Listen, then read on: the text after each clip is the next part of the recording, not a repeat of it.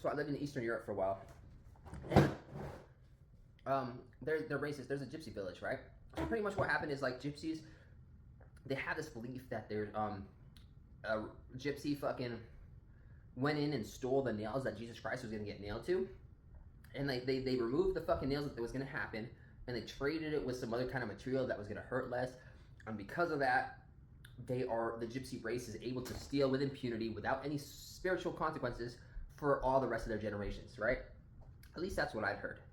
And so in this village in Vilnius, like they fucking they had the gypsies living in the outskirts of the city, you know, like a 20-minute drive or something like that, or a 15-minute drive or something like that from the edge of the city, and they would just sell fucking, you know, amphetamines and heroin, and it'd be like old ladies, you know, these like fucking there was like a train station in a fucking like pretty much like a Greyhound station, you know, where like the bus stations and the train stations would converge in this area, prostitutes would converge in this area. Obviously there was motels all around, and people could take their cars as a side hustle, and there'd be a line of cars, illegitimate cabs, hanging out, and they'd sell fucking rides to the gypsy village for like €6. It was a set price, you know. You get money, you hop in a cab. It's not a real cab. It's just some fucking junkie selling a ride for a set price, and they give you a ride to the gypsy village where it'd be like old ladies. You fucking see kids walking around without clothes and shit, and junkies shooting up or fucking in the fucking woods or whatever.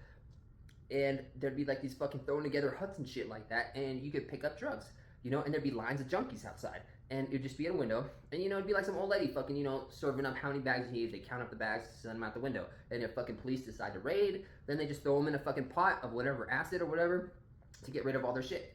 And the funny thing is, one time they tried to set up a police station, and it's right out front of the fucking village, and the police station is burned down. Somebody burned it down, so the police don't even fucking bother. It's like, obviously the police fucking are in on it too. Obviously the police fucking tip off the main people in charge when they're about to do a raid for public appearances and shit like that, you know what I'm saying? So it's like, that's where you go to pick up the shit 24 hours a day, you know what I'm saying?